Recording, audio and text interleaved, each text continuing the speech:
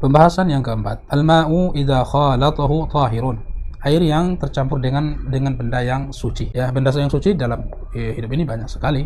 Misalkan kopi, misalkan jus, atau mungkin sabun, atau mungkin daun-daun yang berguguran, atau apa saja yang dia suci, kemudian dia bercampur dengan air yang kita manfaatkan untuk bersuci, baik itu berwudu maupun mandi wajib. Disebutkan al-ma'u idza khalatathu maddatun tahira ka awraqil ashjar aw as-sabun aw al-ushnan aw as-sidr aw ghairi dhalika min al-mawad at-tahira ولم يغلب ذلك المخالط عليه فالصحيح أنه طهور يجوز التطهر به من الحدث والنجاسة. Ini poin penting sekali. Air yang apabila bercampur dengan benda yang suci seperti daun-daun, ya, daun-daunan atau sabun atau al-usnan, pohon yang juga sama sebetulnya seperti buah-buahan, seperti daun-daunan, awis sidir atau daun bidara misalkan, bercampur dengan air, au ghairi dzalika minal mawad at-tahir, atau apapun yang semisal dengannya tetapi bendanya suci.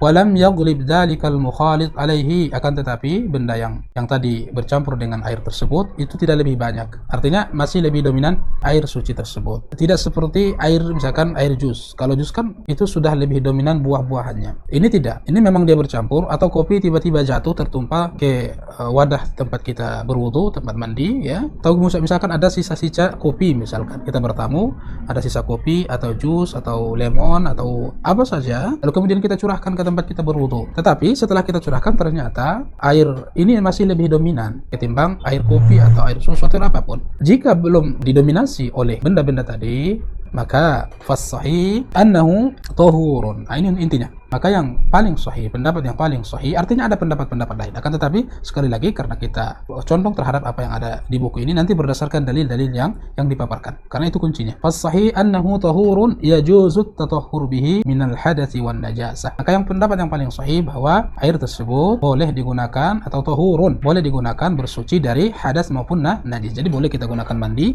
junub atau berwudu, boleh juga kita gunakan untuk membersihkan najis. Ya, dalilnya adalah firman Allah Jalla Jalaluhu dalam surah An-Nisa ayat 43. Allah katakan, "Wa in kuntum marda aw ala safar aw jaa ahadun minkum minal gha'iti aw lamastumun nisa falam tajidu ma'an fatayammamu sa'idan thayyiban famsahu biwujuhikum wa aydikum." Dan jika kalian sakit atau berada dalam safar, atau salah satu dari kalian itu terkena hadas besar misalkan, ya, hadas besar, atau terkena misalkan buang air besar, ya, atau kalian menyentuh wanita. Yang maksud dengan lamastumun nisa di sini adalah yakni hubungan suami istri. Ada khilafiyah di situ. Falam tajidu ma'an, dan kalian tidak mendapatkan air, fatayammamu sa'idan thayyiban. Maka jika kalian tidak mendapatkan air, maka hendaklah kalian bertayammum dengan tanah yang bagus. Famsahu biwujuhikum wa aydikum, dan usapkanlah dengan wajah-wajah kalian dan tangan-tangan kalian. Falafdzul ma fil ayati nakiratun fi siyaqin nafyi. Lafaz air di sini pada ayat ini adalah bentuknya nakirah pada siyaqun nafyi. yakni ayat ini berbicara ya pada siyaqun nafi, peniadaan, yakni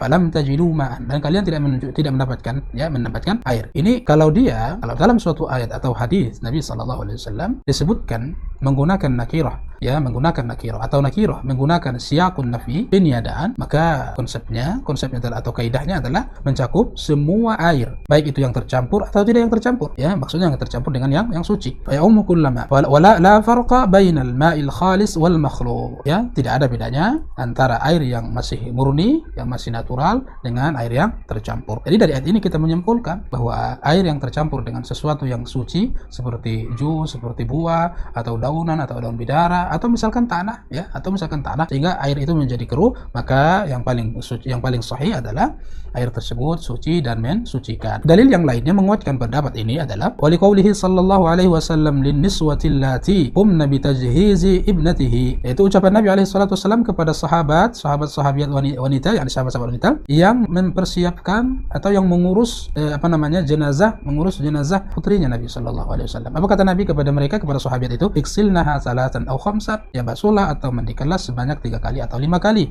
Aw aktsara min dzalika in ra'aitunna, atau lebih banyak juga boleh jika menurut kalian itu lebih bersih. Bima'in wasidrin, dengan mencampurkan air dan daun bidara, sidr. Waja'alna fil akhirati kafuran aw syai'an min kafur, Lalu kata Nabi SAW, dan jadikanlah pada akhir basuhannya yaitu kafur atau sedikit daripada air kapur, menunjukkan bahwa Nabi SAW mengatakan boleh kalian mencampurkan dengan benda yang suci seperti air daun bidara atau benda kafur yang notabene ini adalah bukan air, ini adalah sesuatu di luar air. Dia benda tetapi bendanya suci, dan Nabi SAW justru membolehkan. Maka kalau seandainya ada benda yang bercampur dengan air dan kita katakan tidak boleh atau tidak bisa mensucikan, maka Nabi SAW tentu akan memberikan petunjuk kepada kita, dan Nabi pasti akan mengatakan itu tidak sah atau tidak boleh dicampur dengan sesuatu benda yang suci.